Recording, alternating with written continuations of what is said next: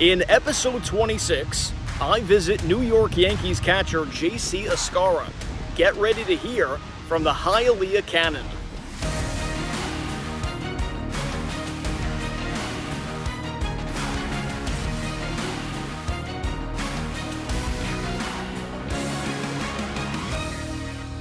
Our guest today is from Hialeah, Florida, attended Florida International University, drafted by the Baltimore Orioles in 2017, currently on the New York Yankees 40-man roster. I know a guy, and his name is J.C. Escarra. J.C., how's it going? Everything's great.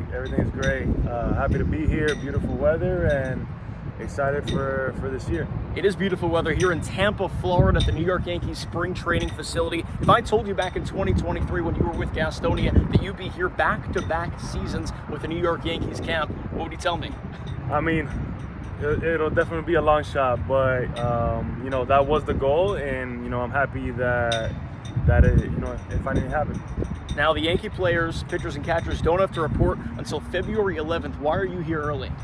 I'm here early because there's a great opportunity for me this year to make the opening day roster. I want to show the coaches, I want to show the players, I want to show the staff that that job's mine. That job's mine to take, and I'm fully invested, and I'm all for it. So I'm here getting ready for spring training, getting that extra work before full camp starts. JC, during that 2023 season with Gastonia, you had a quote on May 17th of that season, actually, while you were with Gastonia. You said, "You know what the trick is? It's not being too high and not being too low, being the same guy every single day, no matter if you go 0 for 4 or 4 for 4. How have you applied that quote to your time in the Yankees organization? Yeah, so I think just playing baseball so much of my life, we do have our highs, we do have our lows, but our highs are not super high and our lows are not super low. We try to stay even keel, and when we do have those good days, we try to maximize it and see how many good days we can have in a row. So that's the way I try to live my life, my career, and everything in between. You were with the Baltimore Orioles organization, drafted by the O's in 2017, made it to AAA in 2021, then you were released. Is it true that you were contemplating retirement after your release? Yeah, definitely. So during that time, I was going through a hard time with me and my wife. Had just gotten released, just got married, just bought an apartment. So I had to put my big boy pants on and try to provide for my family. So I was doing all types of jobs, just trying to make ends meet. And but luckily, I gave it one more shot, and Gastonia gave me the opportunity to go over there to North Carolina and play.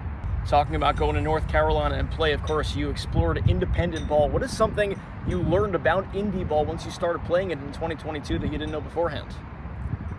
Just how tough it is. It's nothing new that we don't make very much, but indie ball is full of guys with dreams, and indie ball gives you the opportunity to keep on dreaming and make that dream a reality. So I give all my thanks to my time in indie ball, everyone at Gastonia, Brady, Goose, the whole coaching staff, Chuck. So I want to give the thanks to them that they gave me the opportunity, because without that opportunity, who knows, I wouldn't be here today.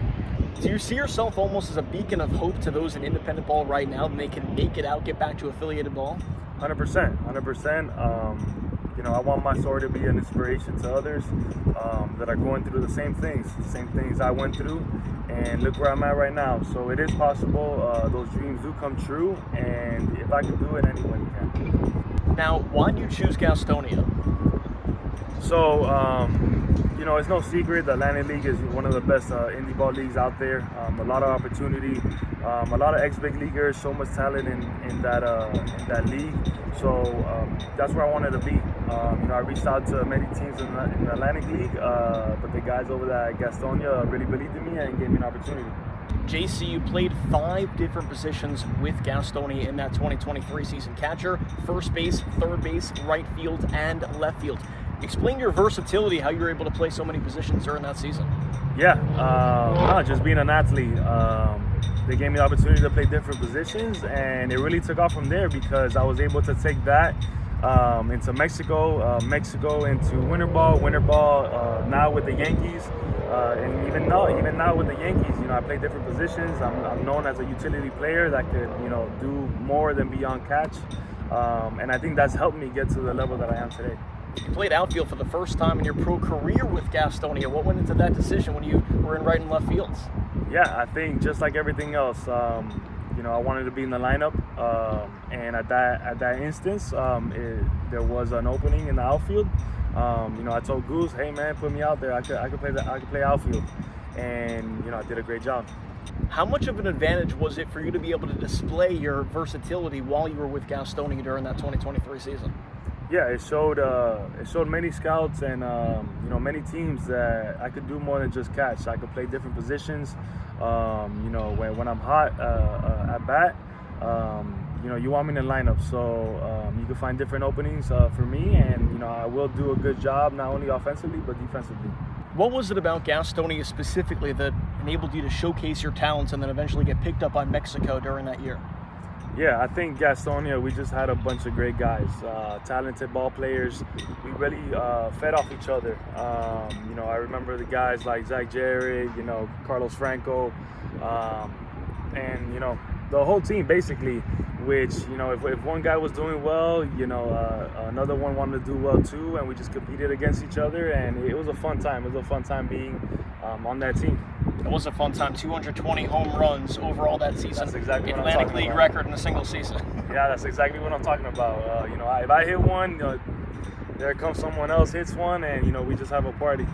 JC, you were signed by the New York Yankees just over a year ago. Now, the Yankees, of course, very prominent worldwide. You go all over the world, people are wearing the Yankee hat. How proud are you to be part of this organization? No, super proud to be a Yankee. Not many people know this, but my dad, when he came from Cuba, he lived in New York, in Yonkers, New York, for 15 years. So, that was his team growing up, and obviously, if my pops was a Yankee fan, I was going to be a Yankee fan. So, I'm really proud that I could play for the Yankees and show and hopefully my dad could see me in the Bronx this year. Ever get a lot for you looking at these monuments here at George M. Steinbrenner Field, the huge Yankees sign, the 27 World Series championship sign over there? Yeah, no, a lot of very proud to be a Yankee and excited to wear those pinstripes this year. Now, JC, speaking of being a Yankee, you got a lot of praise in your 9th start for Double-A Somerset by none other than Gerrit Cole, at that time the reigning AL Cy Young Award winner. This is the exact quote that Gerrit Cole had after you caught one of his outings. He said, "Escarra did outstanding. He came up to me earlier today, and we communicated what we were looking for in terms of reading swings. And we got together a few times in the dugout, making sure that we were on the same page. He put down some good pitches and really caught some nice balls. So I thought he was really outstanding." What did that mean when you heard that quote from Gerrit Cole? I mean, it means the world. It means the world. Those words, man, it means everything to me as a catcher. Hopefully I get to catch them, in a real game in the Bronx this year. But just that great feedback, just gives me fire to keep going, to stay hungry, and to help these guys win.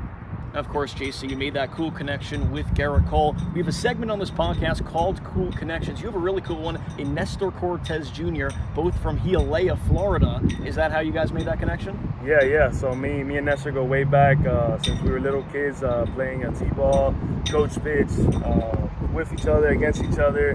We're from the same hood, so it's something that we rep very hard, and we're really proud from where we're from. Any other cool connection you've made while with Yankees cap last year or this year, whether it's somebody helping out in terms of your hitting or catching? I mean, no, just being around all these guys, all these stars in the big leagues, really gives me the motivation, to be right there with them and learn from them and really pick their brain on, what makes them great. Now, JC, you had an incredible finish to your season with AAA Scranton. Internationally, Player of the Week, September 2nd through 8th. These are your numbers during that week. 8 for 17, that's 471. 6 homers, 12 RBIs, including a grand slam. How good did it feel to finish off strongly in your AAA season?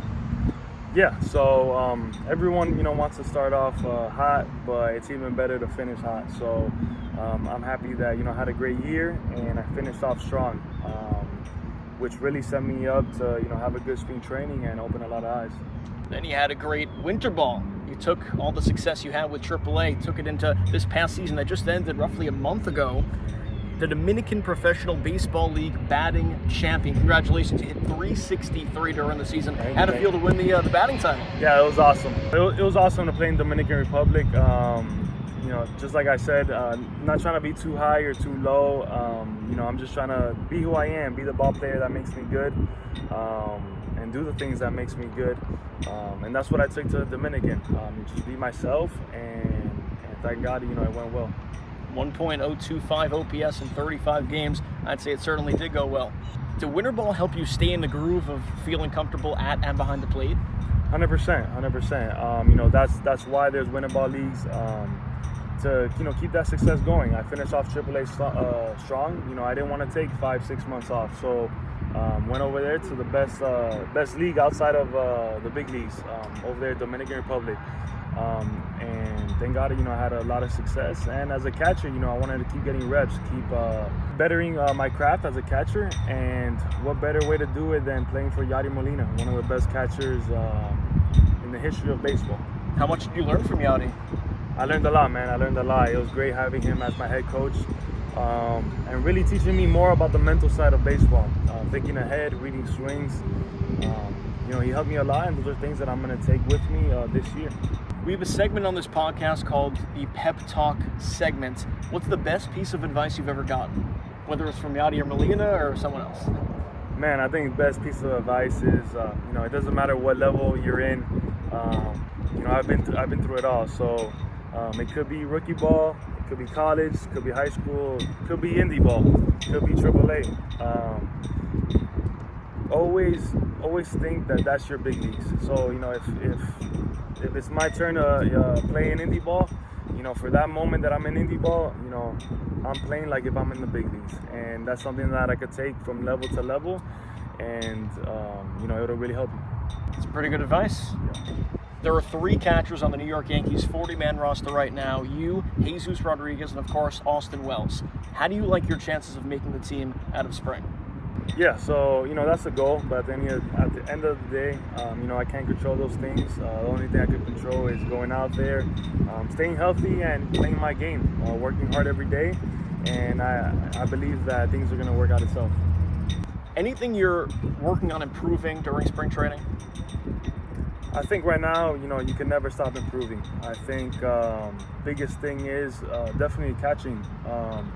Really getting to know my pitchers, you know, my bullpen, seeing what makes them tick, you know, how to push them, what buttons to push, and getting to know them, you know, what they like to do, what pitches, different situations, how they like to attack hitters. So those are things that, you know, I don't rush. They come with time, and as I spend more time with the pitchers, you know, those things come naturally. JC, are you a football guy at all? I mean, if it's a Super Bowl, I'm going to be watching. All right, so of course we just had the championship football Sunday in the NFL. It's going to be a rematch, Chiefs-Eagles. You have your money on anyone? I mean, I'm gonna go Eagles. I think Kansas City has won enough. So I feel like most of America has that attitude. Exactly. So it'll be fun to watch someone else win for once. We'll see what happens. February 9th. JC, what is a goal for you other than, of course, making it out onto the opening day roster? What is the goal for you during spring training with the Yankees? I think the goal for me in spring training is, you know, not only making the opening day roster, but, you know, just showing that I belong. That, you know, I'm a guy that, yeah, you know, my road was different. The way I got here was different. A little bit later than usual, but that I belong on that field. I belong with, you know, all these guys, and that I could help the team win. Everybody knows, you know, we fell short last year, but I think it's a new year, new opportunities, and, you know, I just want to, in whichever way, help the team, you know, win that championship. Well, JC, best of luck helping the team win the championship. Best of luck trying to break out of camp. I definitely believe in you. I saw the kind of competitor you were with Gastonia. Would you say you've definitely carried that throughout all your years of pro sports? Of course, and that's the goal, to keep being the same guy. The same JC that you're going to see in the major leagues is the same JC that was in indie ball for Gastonia. So, you know, that's the goal. JC, thank you so much for joining the podcast. I really appreciate it. Thank you for having me.